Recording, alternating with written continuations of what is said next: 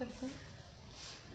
अरिहंत सिद्ध सूर्योपाध्याय साधु सर्व अर्थ के प्रकाशी मांगलिक उपकारी है। तिनको स्वरूप जान राग के भई जो भक्ति काय को नवाए स्तुति को उचारी है। धन्य धन्य तिन्हि ते काज सब आज भये कर जोरी बार बार वंदना हमारी है। मंगल कल्याण सुख ऐसो हम चाहत है। हो मेरी ऐसी दशा जैसी तुम धारी है। हो मेरी ऐसी दशा जैसी तुम धारी है। मंगलमय मंगल करण वीत राग विज्ञान नमो ताई जाते भई अरहंतादि महान। करी मंगल करी हो महा ग्रंथ करण को काज जाते मिले समाज सब पावे निज पद राज पावे निज पद राज। एक दिन जो अपनी बात चल रही थी गणधर मोक्ष पहले जा सकते हैं यानी भगवान से पहले, तो आज के संजीव जी के प्रवचन में आया था कि नहीं जा सकते। गणधर जब तक तीर्थंकर परमात्मा है तब तक वो रहेंगे। बनने में तो क्रम है, पहला गणधर कौन बनेगा फिर बाद में, उसमें तो क्रम है, लेकिन मोक्ष बाद में ही जाते हैं। शरीर के अंदर मोक्ष बाद में जाएंगे क्योंकि आयु उनकी शक्ति ज्यादा होनी है। जैसे इनके 1 लाख रूह बची थी आदिनाथ भगवान की, 1 लाख रूह बची थी। आप तो होती है ना उस हिसाब से आयु उतनी उतनी तो होती है। देखो आप महावीर भगवान से लो अभी के हिसाब से, तो महावीर भगवान 30 वर्ष तक संरक्षण रहा, तो समझ लो गौतम स्वामी अब इनके तो थे कम भी थे, 11 ही थे, तो करीब समझ लो 4-6 महीने में ही सारे 10 बन गए होंगे पूरे। बाकी 84 गणधर थे तो इनके भाई थे। और वो ये क्या नाम है, किनके भाई? ये इंद्रबुद्धि गौतम के भाई थे। हाँ वो गौतम के भाई तो 3, ये तो 3 भाई थे। 3 तो भाई थे, तो तीनों तो ये हो गए, इंद्रभूति अग्निभूति क्या जो भी नाम है। उसके अलावा भी जो शिष्यों में से बने होंगे तो एकदम से नहीं बनते हैं सारे, सबकी एज छोटी भी तो हो सकती है। हाँ वही, जैसे ऋषभदेव भगवान के 84 गणधर थे, तो 72वें गणधर वो बने थे जय कुमार जो सेनापति थे। हाँ जय कुमार और सुलोचना की जो कहानी आती है ना, वो भरत चक्रवर्ती के सेनापति थे, तो 72वें बने थे। मतलब कि उसी समय जैसे उनको केवल ज्ञान हुआ वैसे के वैसे 84 बन गए हो, ऐसा नहीं है। और वो 72वें बने तो वो छोटे ही होंगे ना, भगवान से छोटे ही होंगे, तो अब उनका जितना भी रहो इतनी इतनी आयु शेष रही होगी। मतलब इसमें दोनों पॉइंट याद है। पहले वाले मुनिराज हों और बाद में वो गणधर बन जाए उनके उसमें, या उनसे ज्यादा आयु वाले। इसमें ये भी तो नियम है कि तीर्थंकर के सामने ही दीक्षित होने चाहिए, वही गणधर बनते हैं। भगवान के 17 गणधर थे, 116 गणधर थे, तो वो भी समझे उम्र वाले ज्यादा उम्र। हाँ वो जैसे भी होंगे, लेकिन मतलब ऐसा ही है कि वो फिर समावेशन छोड़ के जाते नहीं है जो गणधर होते हैं। गणधर विद्यमान होना चाहिए, जो गणधर बन गए ना वो फिर तीर्थंकर परमात्मा जब तक है, कोई ना कोई गणधर वो तो है। अब आज उसमें आया था तो मेरे को लगा अपनी बात चल रही थी, तो आप दीपक जैसे और चर्चा करना इसमें कोई, अगर उनका पढ़ने में, क्योंकि ऐसा कहीं पढ़ने में आया नहीं।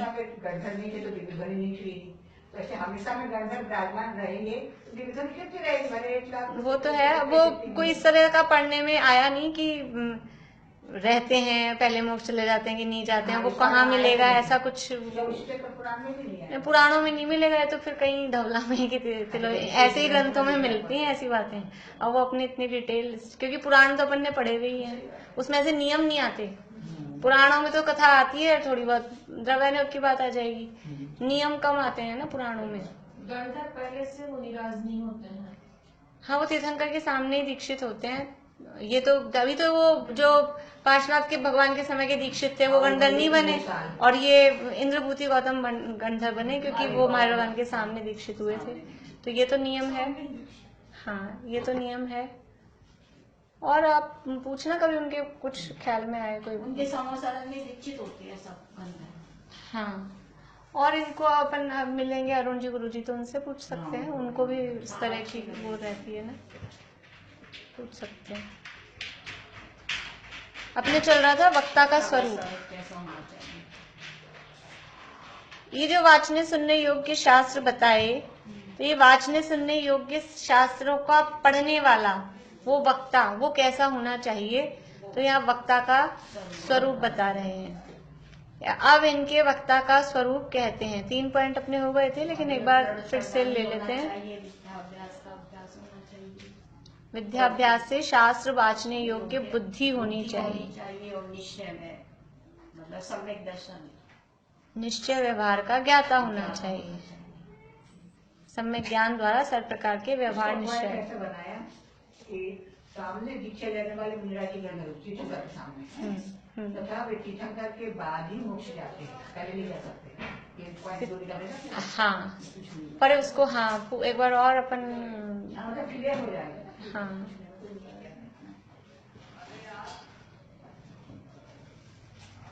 तो प्रथम तो वक्ता कैसा होना चाहिए, कैसा होना चाहिए, पहला पॉइंट, जैन श्रद्धान में दृढ़ होना चाहिए, उसको अपने जैन धर्म की दृढ़ श्रद्धा होनी चाहिए।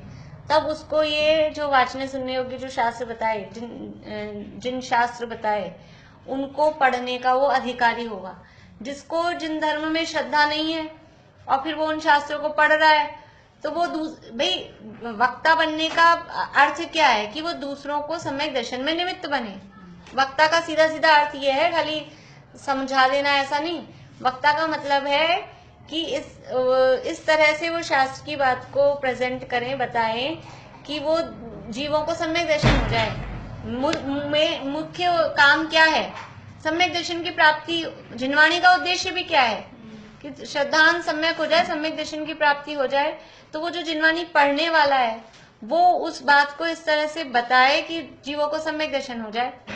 अभी ऐसे लगता है ना अपने को, किसी के प्रवचन सुन के बात वही होती है, वही मान लो समयसार ग्रंथ है, लेकिन कोई उसको इस तरह से प्रेजेंट करते हैं कि बिल्कुल ऐसा लगता है अभी सम्यक दर्शन प्रकट कर लें, और कोई ऐसे लगता है कि बस हाँ पढ़ लिया, समझ लिया, उठ के आ जाओ वापस।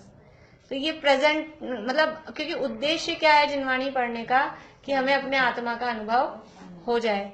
अब वो जो पढ़ रहा है वक्ता, उसको खुद को ही जैन श्रद्धा नहीं है धर्म में। अब वो धर्म में श्रद्धा नहीं है तो वो पढ़ के सुनाएगा तो वो खुद ही ढीला पोला सा बोलेगा, खुद ही ऐसा कहेगा, तो फिर दूसरे को कैसे श्रद्धा हो सकेगी कि अभी ऐसे कहते तो हैं, ऐसे कोई, जैसे उस दिन अपन ने बातें की थी कि इस तरह का कोई होता है क्या, ऐसा भी कोई केवल ज्ञान की श्रद्धा नहीं हो, केवल ज्ञान की श्रद्धा नहीं हो, तो केवल ज्ञान की श्रद्धा नहीं हो तो सम्यक दर्शन प्राप्त नहीं हो सकता। कि ऐसा भी कोई ज्ञान हो सकता है, भूतकाल को जान सकते हैं, ठीक है भूत तो हो चुका, वर्तमान को जान सकते हैं, लेकिन जो हुआ ही नहीं भविष्य और आगे का, और इतनी डीपली एक एक कण कण को, उसके एक पर्याय को, उसका एक मान लो एक यहाँ कोने में एक परमाणु है, उसके स्पर्श गंध वर्ण उनके अविभागी प्रतिच्छेद और सबको, ऐसा कोई जान सकता है, ऐसा कोई जानता है ऐसे जिसको मतलब, क्योंकि अपने में ही जैनों में ही जब इस तरह की बात आई ना कि क्रमबद्ध पर्याय की बात आई और उसके लिए कहा कि सर्वज्ञता, क्योंकि सब कुछ केवली भगवान सब कुछ जानते हैं। कब जान सकते हैं वो सब कुछ, कि जब सब कुछ निश्चित होगा तब तो जान सकते हैं ना, निश्चित ही नहीं हो तो कैसे जान सकते हैं। अभी 8:15 बजे प्रवचन होगा, क्लास होगी, तो कुछ निश्चित किया तब तो अपन ने जाना ना। अभी सुबह आपने पूछा किसका प्रवचन होगा? अब निश्चित ही नहीं है, 2-3 दिन से ऐसे ही चल रहा है। कभी होता कभी जिनेन जी, हाँ एक दिन कुछ नहीं हुआ, अभी कल परसों से जिनेन, आज भी जिनेन जी ले रहे थे क्या? परसों तो हुआ ही नहीं था, आज हुआ था क्या? कभी हो रहा कभी आज भी नहीं नहीं सुबह, हाँ जिनेन जी, वो जिनेन जी वो कनिष्ठ की वो क्लास ले रहे थे। हाँ तो अब कल शाम को निशान टी का फोन आया था, सुबह किसके प्रवचन चल रहे हैं, कोई आए हैं बाहर से, वो आना चाहते हैं प्रवचन में। मैंने कहा, तो बोले मैं भी उनको ऐसे कह दूंगी, अभी कुछ निश्चित नहीं है। अभी क्या कहें? तो जब निश्चित नहीं है तो हम कैसे कुछ बता सकते हैं? किसी को कुछ बताते हैं तो निश्चित है। शादी के कार्ड कैसे बांटते हैं हम? निश्चित हो गई, साथ हो निश्चित हो गई। अब देखो पता नहीं, कार्ड तो बांट लो।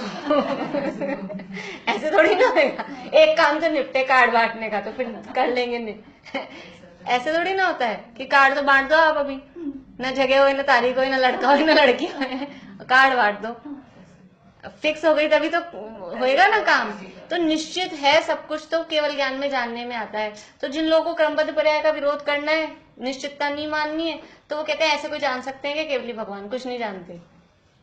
भूतकाल जान सकते हैं क्योंकि वो हो गया, वर्तमान तो कितना सा है वो जान लो, भविष्य को इतना नहीं जान सकते। इस तरह की बातें जैन धर्म वाले करते।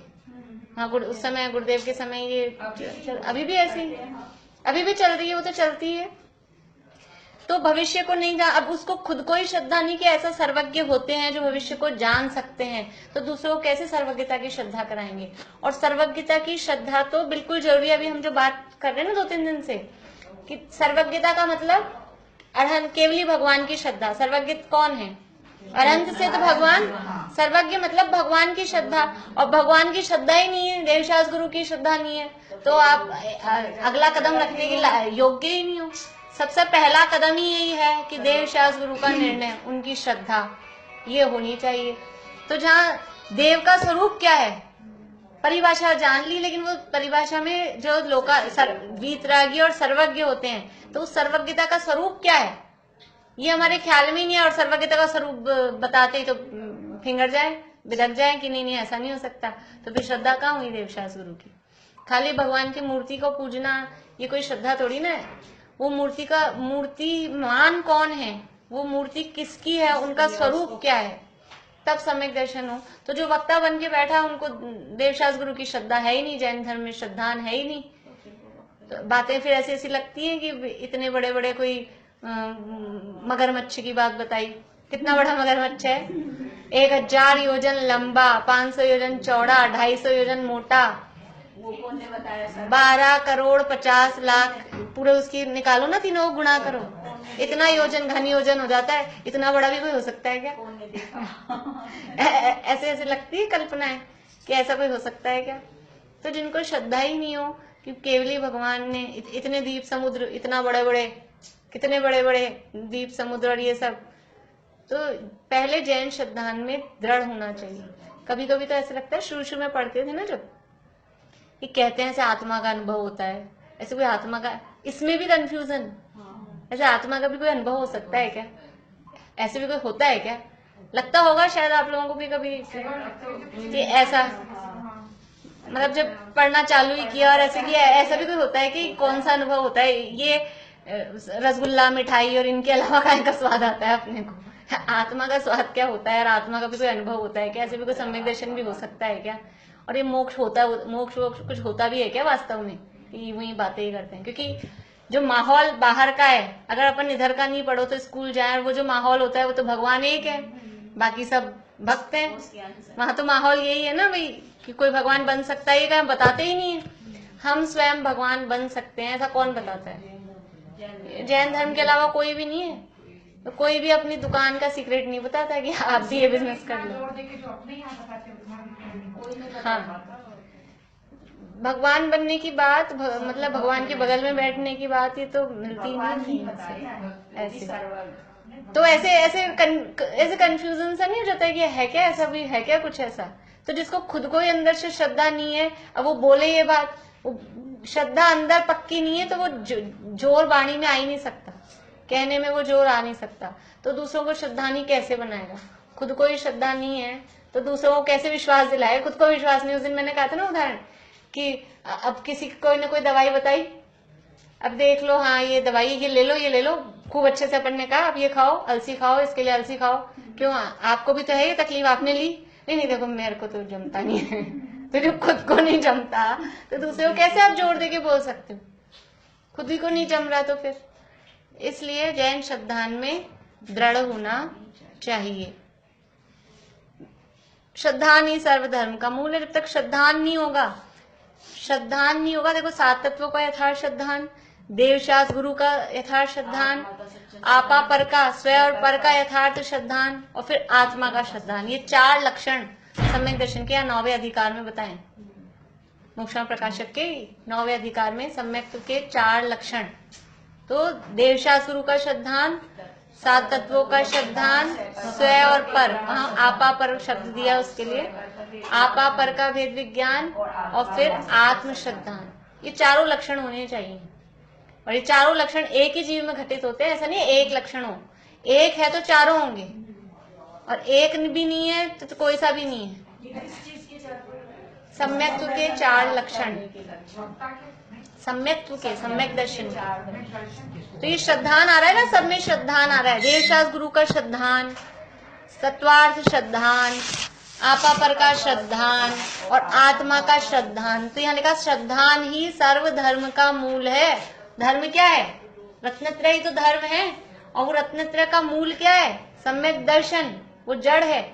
और सम्यक दर्शन मतलब सम्यक श्रद्धा, और श्रद्धा में ही आपके डावाडोलपना है, तो मामला आगे बढ़ेगा कैसे? नींव ही नहीं जमी हुई है तो आगे कुछ भी करो होगा ही नहीं, काम बेकार है सारा काम।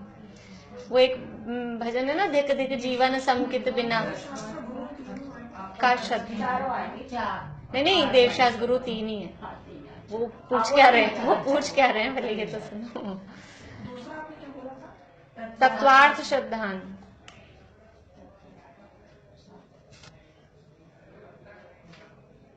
फिर है आपा पर का श्रद्धान। हाँ, भेद विज्ञान। अभी अपने को श्रद्धान शब्द लेना है ना चारों में से।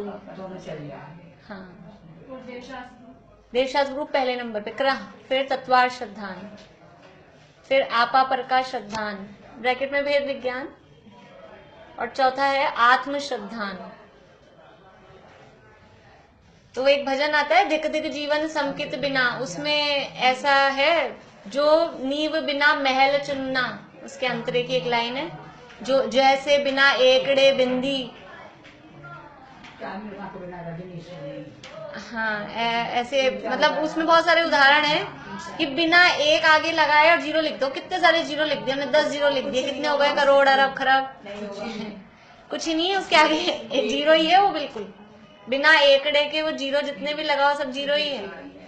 ऐसे ही बिना नींव के महल बना दिया खूब बड़ा, क्या है? ऐसे ही धिक धिक जीवन समकित बिना, ऐसे ही सम्यक दर्शन के बिना इस जीवन को धिक्कार है। जैसे बिना नींव के कितना ही बड़ा महल बनाओ, लोग बुराई करेंगे, क्या किया तुमने? कोई उसको शाबाशी नहीं देगा, बहुत बढ़िया महल बनाया। कहेंगे किया क्या तुमने? ये नींव तो लगाई ही नहीं, और इतना बड़ा महल सारा बेकार है तुम्हारा। ऐसे ही कहेंगे, 0 0 0 लिख दिया और एक लिखा ही नहीं, ये तो चेक कुछ मिलेगा उसको? ये सब बेकार है। ऐसे ही मनुष्य जन्म पाया, ये जीवन पाया, सैनी पंचेंद्रिय हुए और सम्यक दर्शन ही प्राप्त नहीं किया, धिक्कार है हमारे जीवन को। ऐसा धिक धिक जीवन समकित बिना। ये 4 अनुयोगों में भी तो घटित होगा ना? हाँ, जैसे द्रव्यानुयोग हो गया। हाँ, 4 अनुयोग में ऐसे नहीं है, द्रव्य ऐसे नहीं लगा सकेंगे अपन, लेकिन देवशास्त्र गुरु का श्रद्धान अपन चरणानुयोग में कह सकते हैं। और 7 तत्वों का बाकी कर्णानुयोग में कैसे अलग अलग इस तरह से लगा नहीं पाएंगे ज्यादा, इसलिए देखिए। तो ये पहला पॉइंट क्या हो गया कि जो जैन श्रद्धान में दृढ़ हो। वक्ता कैसा होना चाहिए? जो जैन श्रद्धान में दृढ़ हो। दूसरा, पुनश्च वक्ता कैसा होना चाहिए? कि जिसे विद्याभ्यास करने से शास्त्र वांचने योग्य बुद्धि प्रकट हुई हो। ये जो लाइनें है ना इतनी, ये तो इसी लैंग्वेज में याद होनी चाहिए, इसमें अपनी भाषा नहीं लगाना। जिसे विद्याभ्यास करने से शास्त्र वांचने योग्य बुद्धि प्रकट हुई हो। विद्याभ्यास करने से शास्त्र पढ़ने योग्य इतनी बुद्धि भी हुई हो कि वक्ता बन के बैठ गए, तो पहले उसने विद्या का अभ्यास किया हो, और विद्या अभ्यास करने के बाद में फिर वो इतना मतलब वो समझ लो मैच्योर उसमें हो गया हो कि अब वो शास्त्र पढ़ सकता है। कभी जिंदगी में पढ़े ही नहीं शास्त्र, आके बैठ जाए कि उसमें क्या पढ़ना है, सुना देंगे हम, पढ़ देंगे, सुना देंगे, पढ़ देंगे, वो बात अलग है। लेकिन शास्त्र वाचने का मतलब है कि दूसरों को समझ में आ जाए। इस तरह से खाली रीडिंग करने वाला वांचना नहीं है यहाँ पर। वक्ता का मतलब रीडिंग करने वाला वक्ता नहीं, उसको समझाना। तो समझ लो जैसे एज ए टीचर स्कूल में होते हैं, तो कोई भी आके बैठ जाए, टीचर कोई भी बन जाए, कोई भी कह दे अपन सब पढ़े लिखे हैं, जाओ, कोई भी चल जाओ स्कूल में, क्या है पढ़ाने में। लेकिन वो खुद ने उतना पढ़ के और इतना हो गया हो कि हम दूसरे को समझा सके, ऐसी उसमें बुद्धि इतनी हो गई हो कि किस तरह से दूसरे को समझाया जा सकता है। हमने पढ़ लिया, रीडिंग कर ली, लेकिन दूसरे को कैसे समझाए। बच्चे हैं छोटे छोटे, अब उनको कैसे समझाए, 2 और 2 4 होते हैं, तो उसकी भी ट्रिक होती है, लाइन खींच के बताएं। कितनी तरह की होती है, फिर टॉफी बनी होती है, ये 2 हैं, ये 2 हैं, फिर पेड़ बने होते हैं, कुछ ना कुछ वो वर्क बुक्स होती है ना उनकी, तो वो ऐसे समझाने की स्टाइल। अब अपने को नहीं पता ये प्ले स्कूल्स में किस किस स्टाइल में समझाते हैं ना। बिहार की लड़की ने, उसने लेडीज ने समझाया ना, ऐसे वो जामगट्टा का ऐसा ना, बिहार से समझाया। तो मतलब ऐसे ही जिनवाणी का वक्ता बन रहे हैं तो पहले शास्त्र पढ़े हों। खुद तो चौथी भी पास नहीं है, खुद को तो 2 और 2 कितना होता है वो आता ही नहीं है, और टीचर बन के चल जाए स्कूल में कि हाँ आ गए हम पढ़ा देंगे, ऐसे कैसे होगा। तो पहले विद्याभ्यास किया हो और फिर शास्त्र पढ़ने योग्य, उतनी विद्याभ्यास भी किया हो लेकिन इतनी बुद्धि नहीं हो कि दूसरों को समझा सके। तो विद्याभ्यास करके और फिर इतनी बुद्धि दूसरों को समझाने योग्य, शास्त्र वाचने योग्य बुद्धि प्रकट हुई हो, क्योंकि ऐसी शक्ति के बिना वक्ता बनने का अधिकारी कैसे हो। तीसरा, पुनश्च वक्ता कैसा होना चाहिए। ये पहले वक्ता का स्वरूप क्यों बता रहे हैं, बताया था मैंने परसों। श्रोता एक दूसरे कम ज्ञान वाला होता है, वक्ता अधिक ज्ञान वाला होता है, इसलिए नहीं, पहले तो वक्ता का स्वरूप देखेंगे तभी तो। नहीं, वो प्रामाणिकता बता रहे हैं कि जो मैं शास्त्र लिखता हूँ तो मेरे में इतनी योग्यता नहीं, तो ये कहेंगे कि आप लिख कैसे रहे हो। पहले अगर श्रोता का बता देते तो कहते लो हमारा ही बता रहे हैं कि तुम कैसे होना चाहिए, खुद को तो देखो। पहले खुद, वो तो वक्ता की जगह ना टोडरमल जी। तो अब पहले से ही श्रोता का स्वरूप बताते तो कहते कि पहले दूसरों का बता रहे हैं कि श्रोता कैसे होने चाहिए, अपना तो देखा ही नहीं।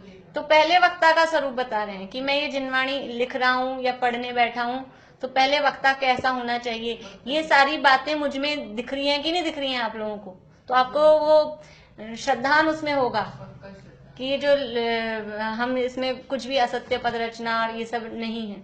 तो इसलिए पहले वक्ता का स्वरूप बताया और फिर श्रोता का भी स्वरूप बताएंगे। और श्रोता का जब स्वरूप बताएंगे तो हम अपने आप को मिलाएंगे कि हमारे में क्या क्या बातें मिल रही है, उसमें से हम श्रोता हैं कि नहीं है। अभी तो वक्ता का देखते हैं कि वक्ता कैसा होना चाहिए, जो सम्यक ज्ञान द्वारा सर्व प्रकार के व्यवहार निश्चय आदि रूप व्याख्यान का अभिप्राय पहचानता हो। वो जिनवाणी के व्याख्यान का अभिप्राय पहचानता हो। चारों अनुयोगों की कथन पद्धति क्या है, चारों अनुयोगों की शैली जानना चाहिए, निश्चय और व्यवहार की शैली जानना चाहिए। जिनवाणी में जो कथन जिस अपेक्षा से कहा गया है, ये निश्चय की मुख्यता से कहा गया है, इसको ऐसा श्रद्धान करना। ये कथन व्यवहार की मुख्यता से कहा गया है, इसका श्रद्धान नहीं करना। तो ये व्यवहार निश्चय आदि रूप व्याख्यान का अभिप्राय पहचानता हो। देखो जिनवाणी हमारी माँ है, माँ की भाषा जानना चाहिए कि नहीं चाहिए। और हर बालक अपनी माँ की भाषा पहचानता है, और हम जिनवाणी की भाषा ही नहीं पहचानते, और फिर कहते हैं जिनवाणी हमारी माँ है। जिनवाणी में क्या लिखा होता है और हम क्या समझते हैं कि किस न्याय से किस अपेक्षा से कहाँ क्या कथन किया गया है, ये हमें समझना चाहिए। कोई बच्चे को अपन क्या कहते हैं, जैसे कहना नहीं मान रहा हो ना, नीचे से नहीं आ रही हो भक्ति ऊपर, हाँ तू रह आज नीचे ही रह, आज तू नीचे ही रह, तो क्या सोचती है वो, क्या कहती है वो, नहीं आ रही हूँ, नहीं मम्मी सॉरी आ रही हूँ। वो ये नहीं सोचती वाह मम्मी तो खुश हो रही है, आज तो मैं यहीं रह जाती हूँ। ये भाषा पहचानते बच्चे। वो कह रही है यहीं रह, ऊपर मत आने का मतलब वो क्या समझ रही है, आजा। तो ये मतलब कह रहे हैं नेगेटिव और वो समझ रहे हैं पॉजिटिव, कह रहे हैं पॉजिटिव और समझ रहे हैं नेगेटिव। दादा इसके लिए उदाहरण देते हैं, दादा का तो फेमस उदाहरण है, कोई बच्चा पिक्चर देख कर आया और रात को लेट आया और फिर माँ ने कहा जा जा तो एक और शो देखे आना, रात वाला लास्ट शो और देखे आ। तो वो ऐसे नहीं बोलता लास्ट 100 रुपए और दे दे, 100 का कितने का भी टिकट आता हो कि एक और शो देखे आऊं। वो हाथ पांव भी जोड़ता है, माफी मांगता है, अब नहीं जाऊंगा। ये दादा के तो पुराने प्रवचन है, 4 अनुयोग पे चलते हैं, तो ये उदाहरण है उनके पुराने। तो ये जिनवाणी हमारी माँ, इसकी भाषा समझनी चाहिए। ये तो अनियोग की मतलब ये तो इस हिसाब से कहा, ऐसे निश्चय से कह रहे हैं कि व्यवहार से कह रहे हैं, किस अपेक्षा से कह रहे हैं। क्या देखो कहीं जाते हैं ना अपन, छोटा बच्चा हो, कहीं किसी के घर गए तो वो बच्चों को देंगे टॉफी खा लो ये खा लो, तो बच्चा लेता नहीं। आजकल के बच्चों की तो छोड़ दो, पहले की समझ लो, एकदम से नहीं लेते, फिर मम्मी को देखते हैं, फिर मम्मी क्या कर इशारा कर रही है, भी ले ले कि नहीं ले ले ऐसा। तो वो देता है तो बच्चा नहीं लेता, तो वो पूछता है सामने वाला क्यों टॉफी नहीं खाते हो, पसंद नहीं है टॉफी, नहीं खाता हूँ पसंद भी है। फिर क्यों नहीं ले रहे हो अभी, मम्मी मना कर रही है। मम्मी क्या मना कर रही है, मम्मी तो बैठी चुपचाप। तो बच्चा समझ जाता है, नजरों की मतलब आंखों के वो एटीट्यूड, माँ का एटीट्यूड वो समझ जाता है। और यहाँ जिनवाणी में कुछ भी लिखा होता है, हाँ हम समझ में ही नहीं आता, हमारे जिनवाणी में लिखा है ऐसा लिखा है ऐसा लिखा है। इस जिनवाणी में किस नय से क्या कथन किस अपेक्षा से किया गया है वो हमें समझना चाहिए। तो पहले बिना समझाए हम नहीं समझ सकते पहली बार। तो कितने से लोग हैं जो जिन्होंने सुन रहे, मतलब अब अम्मी को देख लो, अब शुरू किया हमने भी, मतलब ऐसे कितने से लोग जो सुन। देखो वो जो बिना समझाए भी समझ सकते हैं ऐसी बात नहीं है, लेकिन उसके लिए विशेष बुद्धि होनी चाहिए। जैसे टोडरमल जी साहब खुद थे, इनको कोई पढ़ाने वाला, ये तो बंशीधर जी जो गुरु बताए ना, वो भी ऐसे मतलब स्टार्टिंग के ही गुरु थे। बाकी जो इतने शास्त्र उन्होंने खुद पढ़े, टीकाएं लिखी, वो उनकी स्वयं की ही बुद्धि, समझ लो पिछले भाव के संस्कार रहे हों या इस तरह से, उनकी खुद की ही बुद्धि इतनी तीक्ष्ण थी, किसी ने उनको अलग से बैठ के ऐसे पढ़ाया नहीं है। तो वो तो विशेष चाहिए, वरना तो अपनी जैसे सामान्य बुद्धि वालों के लिए तो पढ़ाने वाला ही चाहिए। हाँ, वो पूर्व भाव के संस्कार जिनके होते हैं वो इस तरह से तब वो काम कर जाता है। तो अब उसमें भी पहले मतलब नयों का स्वरूप और शैली, जिनवाणी की कथन पद्धति वो समझनी चाहिए, वो समझ में आना चाहिए। नयों का स्वरूप कि कौन से नए, ये जो नए कथन कर रहे हैं, नयों का वजन कितना है, किस नए का कितना वजन है। अब हम ये भी बोलते हैं देखो शरीर मेरा है, हम बोलते हैं घर बार मेरा है कि नहीं है, ये है, व्यवहार में है, किसी अपेक्षा से है। लेकिन जैसा शरीर मेरा है वैसा ही घर बार मेरा है क्या, उसमें फर्क है। ये वजन, ये नए का वजन देखना। अभी अपने को मान लो भूकंप आ रहा हो कि घर में आग लग जाए, तो फिर क्या करते हैं, फिर अपनी जान बचा के भागते हैं, फिर वो परद्रव्य हो जाते हैं। तो फिर उस अपेक्षा से वो, इसलिए वो आप लोगों ने अगर नए पढ़े थे शायद नाटक समय साल में, वो बाहर, जो बाहर की वस्तु को अपना कहे, दूर की वस्तु को अपना कहे, वो उपचरित असद्भुत। नाम छोड़ो, लेकिन वो एक नया ऐसा है, मान लो नाम नहीं याद रहते हूँ, एक नया ऐसा है, वो दूर की वस्तु को अपना कहता है। तो जब दूर की वस्तु अपनी है ही नहीं तो काहे को अपना कहता है, फालतू में लफड़ा कहता ही काहे को है अपना। ये मकान को मेरा, ये साड़ी को ये मेरी साड़ी है, ये पेन पेंसिल मेरा है, कहते ही काहे को, मेरा नहीं है। सीधा बोलो ना निश्चय, लेकिन ऐसा नहीं होता। अगर ये मकान आपका नहीं है, क्या लिखा है आपके, चंदन भवन, ये चंदन भवन मेरा नहीं है, तो फिर किस में घुसोगे आप, क्या नाम है आपके घर का, सरदार भवन। फिर सरदार भवन में घुस जाओगे, कभी सेठी हाउस में घुस जाओगे, कोई सा भी अपना है, ये घर तो अपना है नहीं, तो किस में घुसेंगे। तो ये आपका लोक व्यवहार कैसे चलेगा। अभी तो मकान की बात है, अब पति पत्नी की बात लगाओ कि पति मेरा नहीं है, पत्नी मेरी नहीं, तो फिर किसी की भी कोई हो जाए। तो ये लोक व्यवहार, जो ये जो दूर की वस्तु को अपना कह रहा है ना, ये व्यवहार भी फालतू में नहीं आया जिनवाणी में। जिनवाणी में किसी भी नए को बिना बात के लिए स्थान नहीं मिला। उससे हमारे समझ लो लोक व्यवहार की क्या कहेंगे, सदाचार की सिद्धि होती है कि अपने घर को ही अपना कहेंगे। अभी यहाँ सब अपने अपने चप्पल बाहर निकलेंगे तो अपनी तो कोई है नहीं, तो फिर क्या करें, किसी की भी कोई भी पहन जाओ। ऐसा सही है क्या? तो सदाचार इसी में, सब अपनी अपनी पहन के जाओ, तो अपनी बोलेंगे ना उस चप्पल को। केवल ज्ञान की वाणी में ऐसे नए स्वरूप में ही नहीं आया। हाँ, नयों का भी स्वरूप, किसी ने बना दिया। नयों का भी स्वरूप इसी तरह से आया, इसी तरह से आया नयों का स्वरूप। तो ये, लेकिन कोई ऐसी वस्तु जिससे अपना कोई मतलब ही नहीं है, संबंध ही नहीं है, उसको अपना नहीं कहता है। जो कपड़े अपने हैं उसको अपना कहता है। तो ये अपना कह रहा है किसी प्रयोजन से, लेकिन अपना मान नहीं लेना। ये है जिनवाणी की शैली समझना। ये अपना कहा सदाचार की सिद्धि के लिए। शरीर को आत्मा कहा, शरीर और आत्मा एक ही है, देह चेतन एक है। क्यों कहा? कभी तो कहते हैं शरीर से भेद विज्ञान कराना है, कभी शरीर और आत्मा को एक कह रहे हैं। यदि शरीर और आत्मा को एक नहीं मानेंगे अभी, तो फिर अहिंसा की सिद्धि कैसे होगी? फिर तो जीव अलग है, आत्मा अलग है। फिर काहे को कोई देखना शोधना, जीवों की ये कोई समितियों का पालन करना, महाव्रतों का पालन करना, फिर कोई जरूरत ही नहीं है। फिर आलू खाओ, प्याज खाओ, रात में खाओ, दिन में खाओ, कभी भी खाओ, क्या फर्क पड़ता है? जीव तो मरता ही नहीं है, जीव तो शरीर रूप है ही नहीं। तो वो शरीर और आत्मा एक हैं, ये अहिंसा की सिद्धि के लिए कहा। इसी तरह से रागादि भावों को, रागादि भाव जीव के हैं या नहीं है? मोह राग द्वेष आदि विकारी भाव जीव के हैं या नहीं है? अगर वो उसको अपना कहा गया जिनवाणी में, उसको अपना क्यों कहा गया? कि यदि उसको अपना नहीं मानेंगे व्यवहार से भी, तो ये मेरा है विकार मेरा है, ये नहीं मानेंगे तो दूर कैसे करेंगे? हमें बुखार हुआ है कि नहीं, मेरे को बुखार, मैं तो बिल्कुल सदा स्वस्थ रहता हूँ, अब मुझे बुखार। कुछ लोग ऐसे होते हैं अपनी बीमारी नहीं मानते, जैसे कौन है अभी आपको तबीयत ठीक नहीं, मेरी तबीयत बिल्कुल ठीक है। अब वो परहेज नहीं करे, खाने पीने का परहेज नहीं करे, दवाई नहीं ले, तो वो ठीक कैसे होगा? तो पहले ये मानना पड़ेगा ना, स्वीकार करना पड़ेगा ना कि हमारी बीमारी है। तो ये मोह राग द्वेष जो आश्रव भाव है, ये हमारी बीमारी, हमारी है, मेरी है, ये मानेंगे तब तो उसको दूर करने का उपाय करेंगे। अभी द्रव्य संग्रह में गाथा चल रही है, तो वहां संसारस्थ जीव संसार में स्थित है, ये सिद्ध कर रहे हैं। कहीं अपन तो कहते हैं जीव संसारी नहीं है, जीव का स्वभाव तो मुक्त है, मुक्त स्वभाव, ये सिद्ध समान है। निश्चय में तो ऐसा कहते हैं, लेकिन एक मत है सदाशिव है, उस मत का नाम सदाशिव। वो क्या मानता है मत? कि जीव हमेशा से मोक्ष में है, संसार में आता ही नहीं है जीव।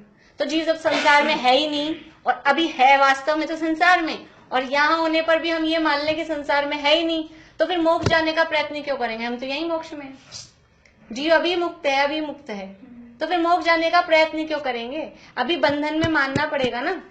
तो उसमें वहां सिद्ध कर रहे हैं कि भी अभी संसार में स्थित है, संसारी जीव है, एक इंद्रिय, दो इंद्रिय, तीन इंद्रिय, पंच इंद्रिय, त्रस स्थावर जो जीव हैं, ये भी संसार में स्थित हैं। और अभी संसार में स्थित अपने आप को मानेंगे तब तो मोक्ष जाने का प्रयास करेंगे ना। पहले से ही मोक्ष में है तो फिर काहे को मोक्ष में जाएंगे?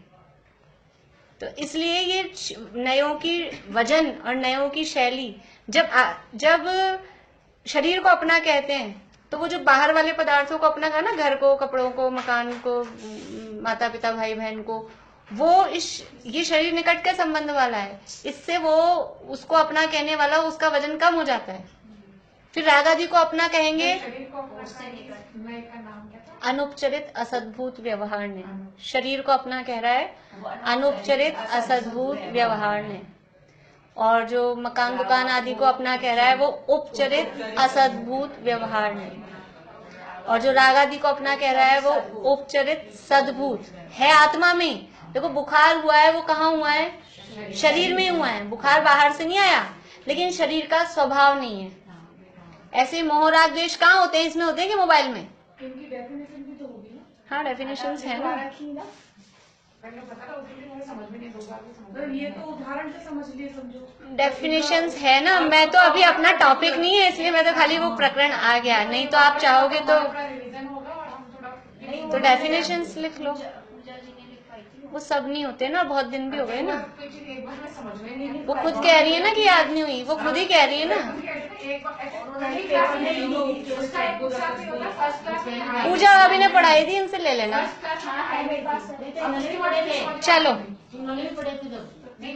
तो वक्ता कैसा होना चाहिए? सम्यक ज्ञान द्वारा सर्व प्रकार के व्यवहार निश्चयादि रूप व्याख्यान का अभिप्राय पहचानता हो, क्योंकि यदि ऐसा न हो तो कहीं अन्य प्रयोजन सहित व्याख्यान हो, उसका अन्य प्रयोजन प्रकट करके विपरीत प्रवृत्ति कराए। वहां जो प्रयोजन था उस न्याय का, वहां शरीर और आत्मा को एक कहने का प्रयोजन अहिंसा की सिद्धि था, और वो प्रयोजन तो बताए नहीं, और शरीर और आत्मा तो एक ही है, जिनवाणी में लिखा है, इसलिए आत्मा से शरीर भेद विज्ञान करने की जरूरत ही क्या है। ये ऐसा अन्यथा प्रवृत्ति कराए, जो जिस प्रयोजन सहित जहां जो व्याख्यान किया गया है उस प्रयोजन को नहीं जाने। कोई बात हम कह रहे हैं, जैसे अपन बच्चों को कहें कि समझ लो खाने का टाइम है, रात होने वाली है, और वो अब न्यूज़पेपर लेके बैठ गया पढ़ने। अपन ऐसे तो उसको कहते रहते थे कि सारे टाइम ये मोबाइल में क्या खेलते हो, ये क्या करते हो, कभी न्यूज़पेपर पढ़ो, कभी बाल भास्कर आती है वो पढ़ो, चलो।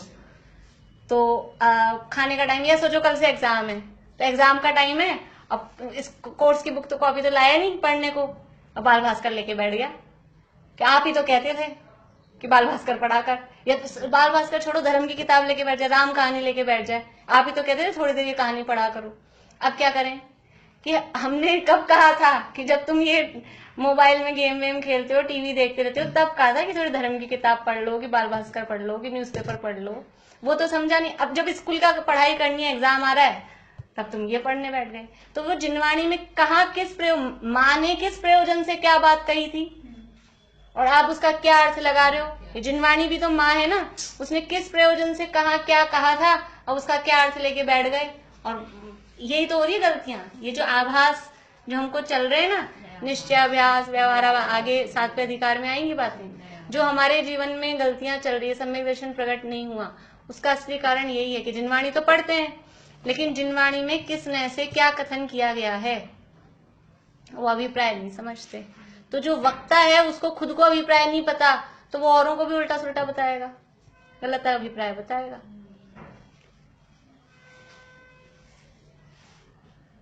तो कहीं अन्य प्रयोजन सहित व्याख्यान हो, उसका अन्य प्रयोजन प्रकट करके विपरीत प्रवृत्ति कराए। पुनश्च वक्ता कैसा होना चाहिए। हाँ, चौथा हो गया आज अभी, कि जिसे जिन आज्ञा भंग करने का भय बहुत हो। जिन आज्ञा भंग करने का भय, देखो एक तरफ तो कहते हैं सम्यक दृष्टि सप्त भयों से रहित होते हैं, कोई भय नहीं होता, और यहाँ क्या कह रहे हैं, भय होना चाहिए उसको। कौन सा भय? 7 भय तो नहीं होने चाहिए, इस लोक का, परलोक का, मरण का, ये भय तो नहीं होने चाहिए। लेकिन मेरे मुंह से एक भी शब्द निकले उससे जिन आज्ञा भंग नहीं हो, जिन वाणी, जिन देव की जो बात है, उनकी जो आज्ञा है, वो कहीं भी उसका कोई गलत कथन नहीं हो जाए। तो ऐसा जिन आज्ञा भंग करने का, तो सामान्य जीत के लिए होगा ना, सम्यक दृष्टि जीत के लिए थोड़ा नहीं, पहले ही कह दिया वक्ता कौन होना चाहिए, जैन धर्म का दृढ़ श्रद्धानी। श्रद्धानी मतलब सम्यक दृष्टि।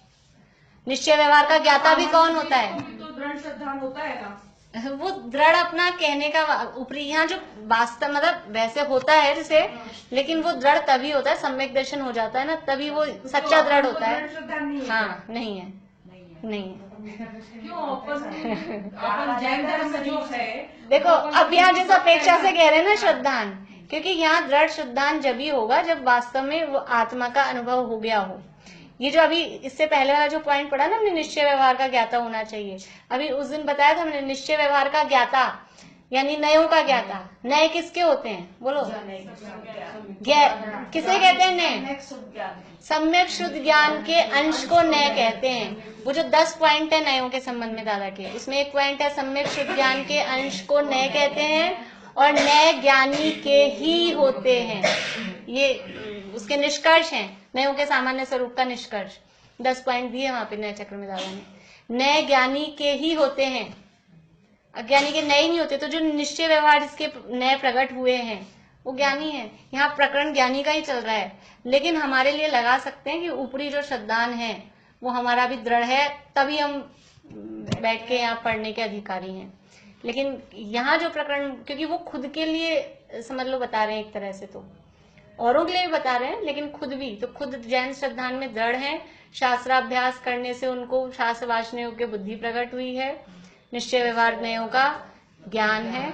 और अब ये बता रहे हैं जिन आज्ञा भंग करने का भय, अंदर से खुद को, जैसे गाड़ी चलाते हैं ना अपन, टू व्हीलर चलाओ, फोर व्हीलर चलाओ, तो खुद के नहीं लग जाए ये तो रहता ही है। पर ये भी टू व्हीलर में तो ज्यादा चांसेस खुद के लगने के रहते हैं, लेकिन फोर व्हीलर चला रहे होते हैं तो खुद के तो लगे जो भी है। कभी ऐसा हो लेकिन कहीं अपने से सामने कोई साइकिल वाला हो, कोई पैदल वाला हो, कोई छोटा, कोई हमारे से किसी के लग नहीं जाए। जैसे वो यहाँ जो एक्सीडेंट हुआ था ना पहले उस समय, कि उसको लगाना था ब्रेक और उसने दबा दिया एक्सीलेटर, तो उसके तो क्या हुआ, उसके तो कुछ नहीं हुआ, लेकिन क्या हुआ, 2 लोग ऑन द स्पॉट मर गए। तो जिसको गाड़ी चलाने वाले को अंदर से खुद को भय रहे कि दूसरे का किसी का घात नहीं हो जाए, ऐसे ही जिनवाणी का जो वक्ता है उसको अंदर से भय हो कि कुछ गलत मेरे मुंह से नहीं निकल जाए जिससे किसी का अहित हो जाए। ऐसा जिन आज्ञा भंग करने का भय बहुत है, क्योंकि ऐसा नहीं हो तो कोई अभिप्राय विचार कर सूत्र विरुद्ध उपदेश देकर जीवों का बुरा ही करे। यदि उसको डर नहीं है अंदर से कि मेरे से कुछ गलत नहीं निकल जाए, तो कुछ भी बोलेगा सूत्र विरुद्ध, कुछ भी उपदेश देगा। देखो एक हमारे वहाँ बड़े मंदिर में हमारे पंडित जी थे, संतोष जी झांझरी, मैं पहले भी कभी बताती हूँ, वो एक उदाहरण दिया करते थे कि एक इसमें उसका भी ले सकते हैं आगे शास्त्रवाच का आजीविका, लेकिन वो सूत्र विरुद्ध आ रहा ना, उसके लिए दे रही हूँ मैं उदाहरण, ये दोनों में लग जाएगा, अगले पॉइंट में भी लग जाएगा ये उदाहरण। कि एक पंडित जी थे, पंडित जी मतलब समझ लो ऐसे जैन धर्म वाले नहीं, वैसे ही पंडित जी, तो वो शास्त्र सुनाते थे लोगों को।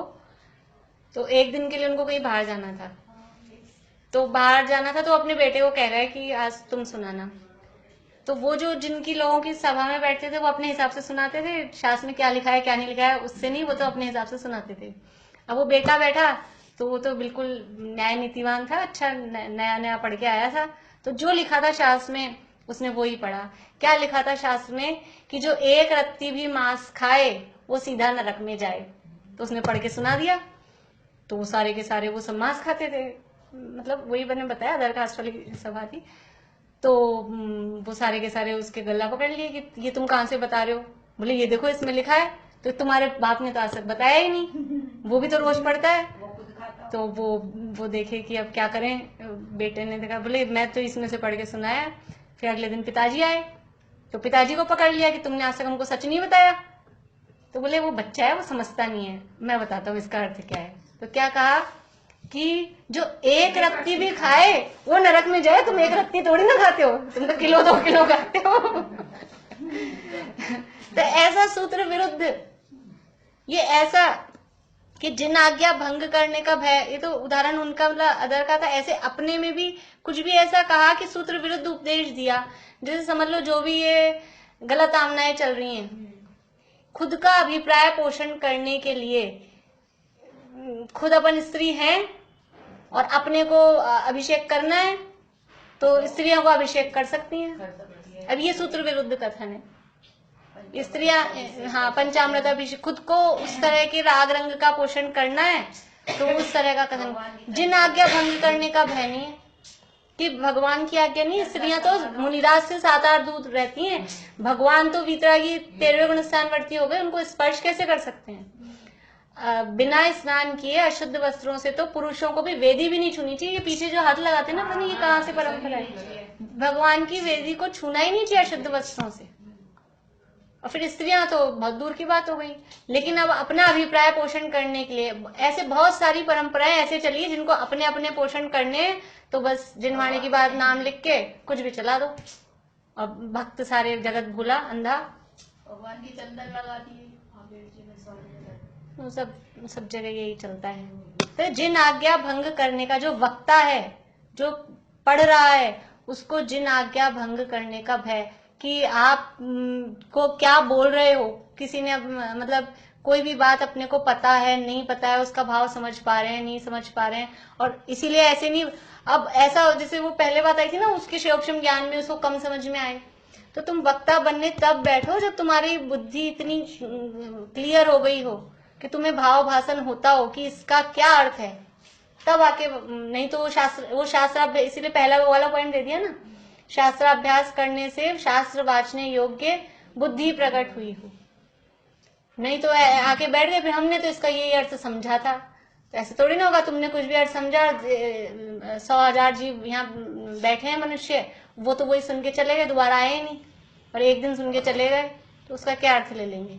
इसलिए जिन आज्ञा भंग करने का भय बहुत हो, क्योंकि ऐसा नहीं हो तो कोई अभिप्राय विचार कर सूत्र विरुद्ध उपदेश देकर जीवों का बुरा करे, सो ही कहा है। ये कहीं की गाथा दी है। बहुगुण विज्ञान लयो असुत भासी ताहा विमुत्तवो, जहवर मणि जुत्तो विहु विघयरो विसहरो लोए। बहुगुण विज्ञान लयो, बहुत गुण के का जो निलय है, जो अनेक क्षमादिक गुण तथा व्याकरण आदि विद्या का स्थान है। बहुगुण और विद्या यानी विद्या का निलय, बहुत सारे गुणों का और विद्या ज्ञान का स्थान है। निलय मतलब जिसमें रहते हैं। तथापि तहावी तथापि मुत्तवो कैसा है कि उत्सूत्र भाषी, मुत्तवो मतलब वो मिथ्या, मुत्तवो मिथ्या बोलने वाला है। उत्सूत्र मतलब शास्त्र से विरुद्ध बोलने वाला है। नहीं, मुत्तवो यानी छोड़ने योग्य होगा। असुत्त भाषी है ना, असुत्त भाषी यानी उत्सूत्र भाषी है। तथापि मुत्तवो यानी छोड़ने योग्य है, यानी जो बहुत जिसको ज्ञान है, बहुत उसने बहुत गुण भी हैं और बहुत उसको ज्ञान भी है, लेकिन शास्त्र विरुद्ध बोलता है। शास्त्र विरुद्ध बोलता है तो वो छोड़ने योग्य है। उसका समझ लो भाषण मतलब उसका कथन वो सुनने योग्य नहीं है। उदाहरण दिया नीचे लाइन में, जह वर मणि जुत्तो, जिस तरह से वर यानी उत्कृष्ट, मणि जुत्तो यानी मणि से युक्त होने पर भी, विहु यानी होने पर भी, विघहरो विघ्न का घर, विघहरो विघ्न का घर, विषहरो विषहरो विषधर, विषधर किसे बोलते हैं? सांप को।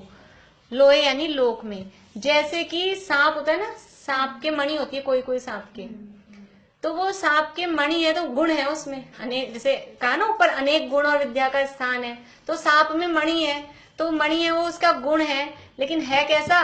विषधर है, अंदर विष भरा हुआ है, तो वो है कैसा? उत्सूत्र भाषी है, शास्त्र विरुद्ध बोलता है। तो वो जो सांप को पालने, अपने गोदी में रखने योग्य है कि इसमें तो मणि है, उसको पाले हम कि नहीं? वो विघ्न का ही कारक है, चाहे मणि हो उसमें, लेकिन वो सांप तो डसेगा ही, वो विष ही हमारे अंदर प्रवेश कराएगा। देखो अर्थ, जो अनेक क्षमादिक गुण तथा व्याकरण आदि विद्या का स्थान है, तथापि उत्सूत्र भाषी है तो छोड़ने योग्य ही है। जैसे कि उत्कृष्ट मणि, वर मणि, उत्कृष्ट मणि, मणि भी ऐसी वैसी नहीं, समझ लो बिल्कुल हाँ रेयर जो हो, ऐसी मणि, उत्कृष्ट मणि संयुक्त होने पर भी सर्प है, सो लोक में विघ्न ही का करने वाला है। इसलिए जो उत्सूत्र भाषी है वो वक्ता नहीं हो सकता। उत्सूत्र मतलब शास्त्र के विरुद्ध बोलने वाला। तो ये कितने हो गए अपने? 5 4 ही हुए, 4 पॉइंट हो गए। आगे के बाद कल देखेंगे।